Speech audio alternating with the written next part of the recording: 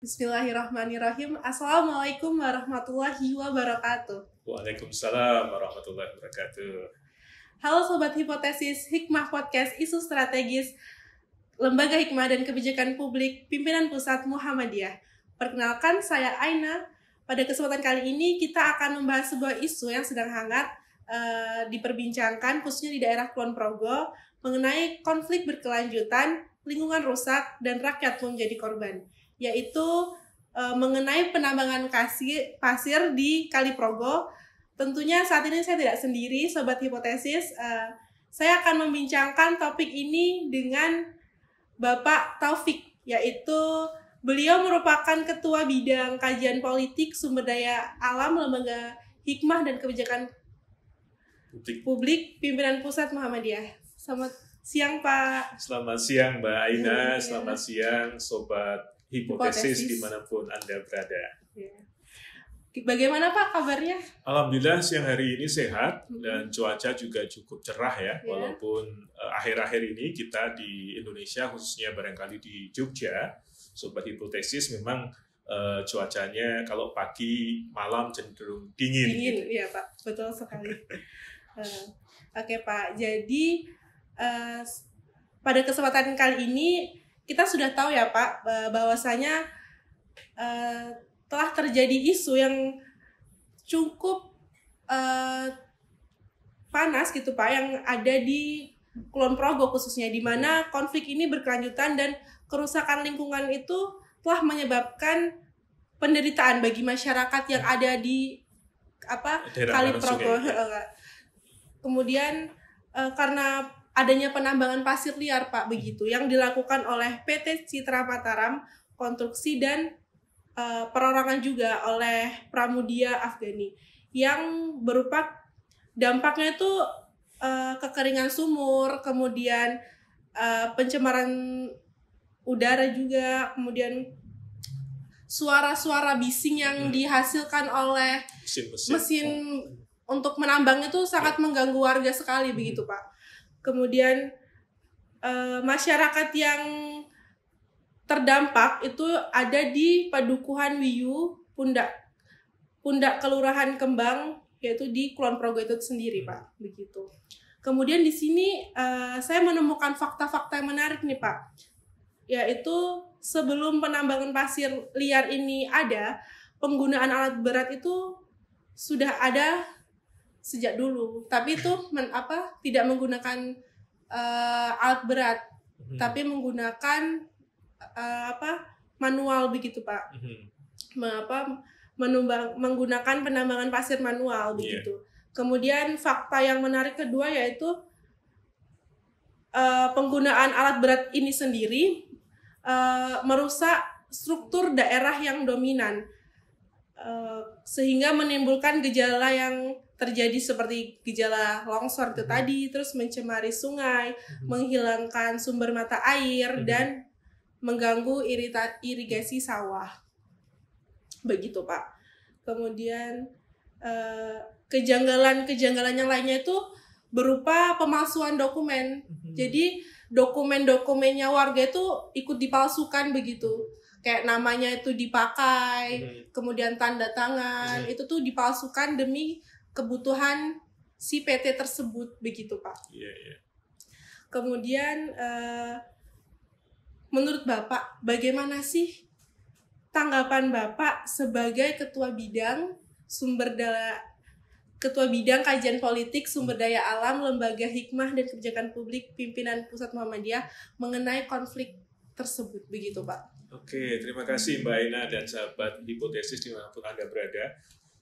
Siang hari ini temanya sangat menarik ya, terkait dengan polemik pengelolaan sumber daya alam, khususnya aktivitas penambangan pasir di daerah aliran Sungai Progo. Iya, Pak. Tadi Mbak Aina menyebutkan itu kondisinya bagaimana kemudian degradasi kualitas lingkungan, gangguan yang dirasakan oleh warga, terutama di area sekitar aktivitas penambangan.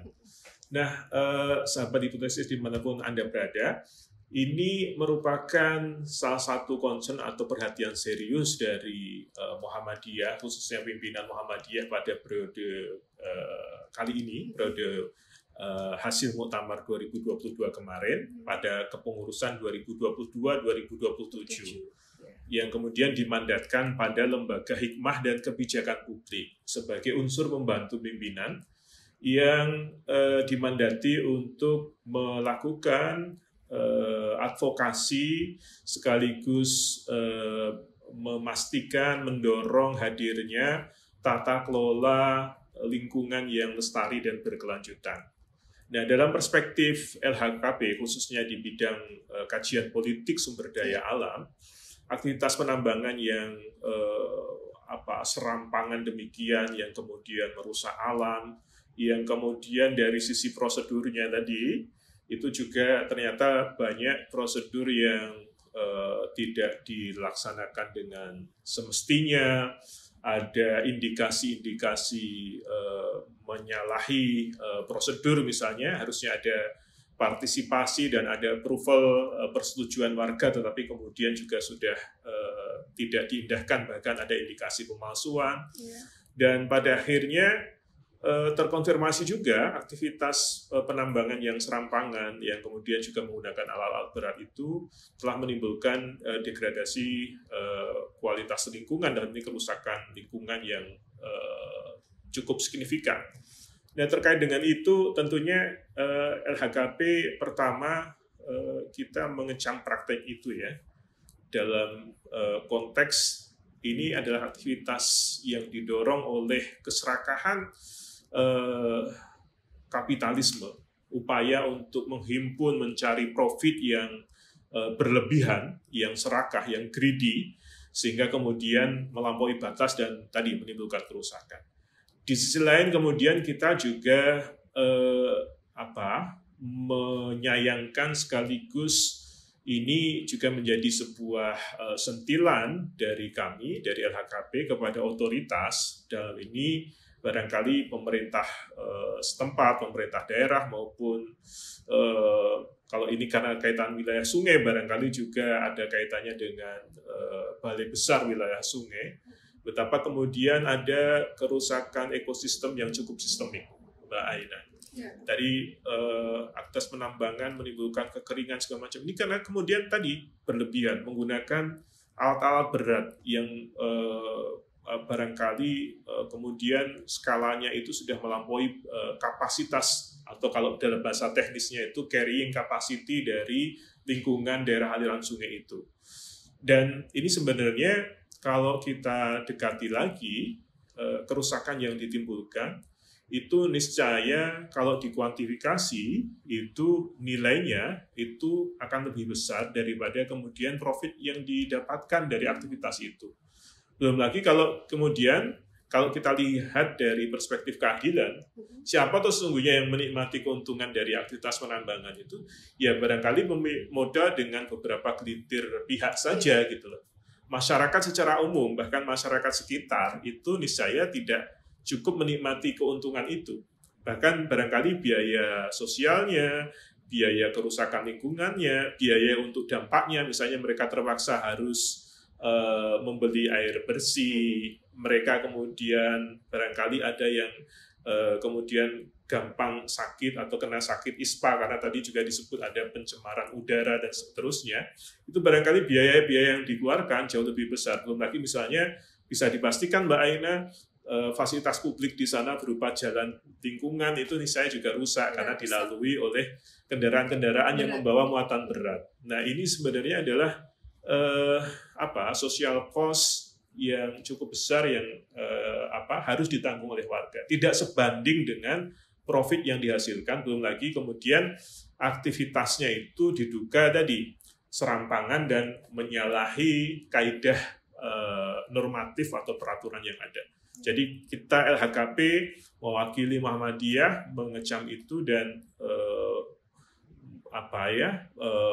meminta supaya ada tindakan korektif terhadap praktek penambangan pasir yang serakah sewenang-wenang itu. Oke, Pak. Jadi akan menindak itu ya Pak secara tidak langsung ya Pak ya? Ya, kalau berbicara penindakan tentu kita sadar Muhammadiyah, LHKP sebagai entitas organisasi sosial kemasyarakatan, kita tidak punya otoritas untuk itu, penindakan. Karena kalau berbicara aspek legalitas, yang punya otoritas itu kan negara. Dalam ini instrumen-instrumen negara. Kalau kemudian di ranah kebijakan ada tadi pemerintah daerah. Di ranah kalau kemudian ada indikasi penyalahgunaan atau penyimpangan hukum, sebenarnya kemudian disitulah misalnya porsi dari aparat penegak hukum. Aparat penegak hukum ini ada kepolisian, ada kejaksaan, ada pengadilan yang kemudian mestinya menjalankan fungsi-fungsinya itu. Termasuk sebenarnya sahabat hipotesis dimanapun Anda berada, kita juga menagih nih peran dari wakil-wakil kita, wakil-wakil rakyat. Iya. Siapa mereka? Ya teman-teman kita di DPRD. Iya. Karena mereka punya 2 fungsi dari 3 fungsi utamanya. Mereka punya 3 peran ya. Peran legislasi, budgeting, dan pengawasan. Nah, mereka sudah membuat aneka peraturan daerah, termasuk peraturan daerah tentang rencana tata ruang wilayah misalnya, yang pasti mengatur mengenai bagaimana wilayah yang seharusnya menjadi wilayah konservasi, mana wilayah yang seharusnya menjadi wilayah aktivitas penambangan. Pasti sudah ada delineasi atau batas-batasnya. Nah, kita menagih bagaimana pengaturan itu tadinya dirumuskan dan setelah dilaksanakan atau diimplementasi ada penyimpangan, bagaimana peran pengawasan mereka. Nah, ini kita perlu menjewer juga ini. Jadi tolong ini teman-teman legislatif juga mari menjalankan fungsinya. Aparat penegak hukum juga jangan keluh, jangan loyo. Kalau memang ada indikasi, apalagi ini indikasinya sudah merugikan kehidupan warga masyarakat, nah, mestinya kemudian juga bertindak melakukan upaya penegakan hukum itu. Iya, Pak. Kemudian menurut Bapak, solusi seperti apakah yang sekiranya tuh bisa menyelesaikan isu seperti ini? Atau kejadian seperti ini begitu, Pak? Iya, Mbak Ena, barangkali kalau kita berbicara solusi, sahabat hipotesis dimanapun Anda berada, ini kita rentang ada solusi jangka pendek, jangka menengah, jangka panjang. Nah, itu berangkat dari tadi skala dampaknya tadi. Dampaknya sudah nyata, ada kerusakan lingkungan, ada dampak yang dirasakan oleh masyarakat berupa kualitas udara yang menurun, kemudian kondisi infrastruktur publik yang juga rusak, kekeringan dan sebagainya. Apalagi situasinya, sahabat hipotesis semua, saat ini kita ada pada masa kemarau panjang atau fenomena El Nino. Pasti kemudian dampak kekeringan yang terjadi itu semakin dalam gitu ya. Maka solusi jangka pendek adalah LHKP merekomendasikan upaya untuk penghentian aktivitas penambangan itu. Kenapa demikian? Karena kita sudah tahu tadi dari hipotesanya bahwasanya kerusakan lingkungan yang terjadi, dampak yang hadir itu berasal root of problemnya dari aktivitas penambangan yang serampangan tadi. Sehingga ini perlu diamputasi, perlu dihentikan dulu. Itu yang jangka pendek. Yang jangka menengahnya tentu saja perlu ada upaya untuk rekonstruksi atau konservasi dampak kerusakannya ya, rehabilitasi dan rekonstruksi dampak kerusakannya. Nah, ini dilakukan dengan apa? Nah, ini mestinya kemudian otoritas dalam pemerintah daerah, kemudian barangkali melalui proses hukum juga ya, mengenakan dan menegakkan sanksi lingkungan. Jadi ada namanya restitusi hukum ya. Bagaimana kemudian pihak yang bersalah, dan ini tadi si aktor yang melakukan aktivitas penambangan yang serampangan tadi, mestinya kemudian mendapatkan sanksi denda berupa pemulihan lingkungan yang rusak karena aktivitas penambangannya. Nah, tentu saja ini perlu menjadi satu proses yang objektif dari proses hukum yang ditegakkan. Dan ini lagi-lagi kita LHKP mendorong, merekomendasikan pemerintah daerah dan aparat penegak hukum menjalankan itu. Sembari itu di jangka menengah dan kemudian jangka panjang, ini memang kemudian kita perlu membenahi struktur apa? Struktur sistem kita. Sebenarnya kami yakin LHKP terutama di bidang kajian politik sumber daya alam, kami yakin sebenarnya instrumen regulasi, instrumen hukumnya itu sudah ada. Pengaturan tentang tadi ya RT/RW, RDTR, atau rencana detail tata ruang, Mbak Aina, atau kemudian juga misalnya mengenai pengaturan tentang daerah aliran sungai, sepadan sungai yang harus dilindungi misalnya, itu niscaya sudah ada. Tentang sumber daya air juga ada pengaturan tentang itu. Nah, tinggal bagaimana instrumen-instrumen kebijakan yang ada itu dijalankan secara konsisten. Nah, ini yang menjadi rekomendasi kita untuk solusi jangka panjangnya. Kemudian juga kami merekomendasikan sebagai solusi ini menegakkan kedaulatan warga. Dengan cara apa? Ya, mestinya kita kembali pada marwah sekaligus mandat di konstitusi kita, bahasanya kekayaan alam, sumber daya alam dengan kekayaan yang ada di dalamnya itu dikelola dan dimanfaatkan sebesar-besarnya untuk kepentingan rakyat. Nah, untuk kepentingan rakyat ini mestinya kembali ketika kemudian ada potensi tadi ya, sumber daya alam yang berupa pasir di daerah aliran sungai. Nah, mestinya ini didedikasikan, prioritasnya itu adalah untuk kepentingan dan kebermanfaatan bagi warga sekitar. Nah, seperti apa? Ya, cara pengolahannya jangan serampangan. Bisa kemudian diserahkan dalam pengolahan bersama-sama oleh masyarakat. Jadi kita kembali pada hakikat pembangunan yang mewujudkan masa depan yang lebih baik. Ini masa depan yang lebih baik menurut siapa dan untuk siapa? Nah, menurut kami ini mestinya orientasinya pada warga.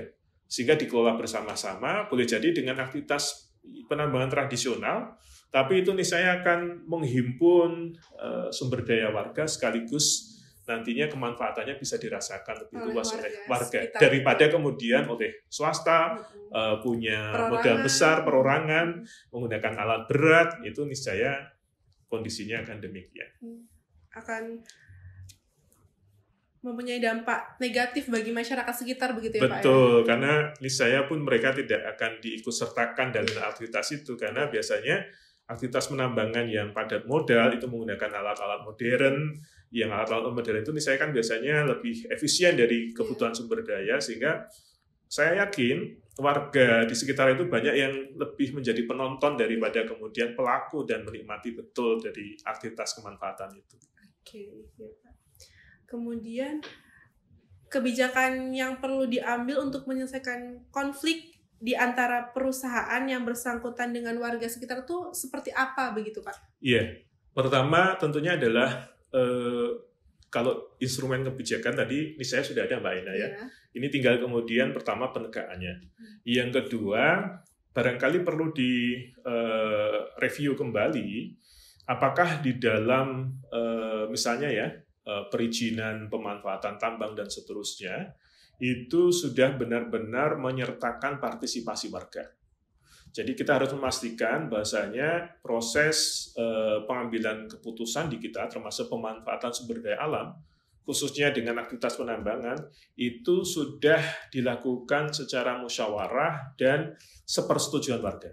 Jangan sampai terjadi di masa yang akan datang seperti yang tadi di awal kita review, jadi warga ditinggalkan di dalam proses itu, bahkan yang mestinya ada semacam proses persetujuan warga juga ada indikasi pemalsuan persetujuan warga.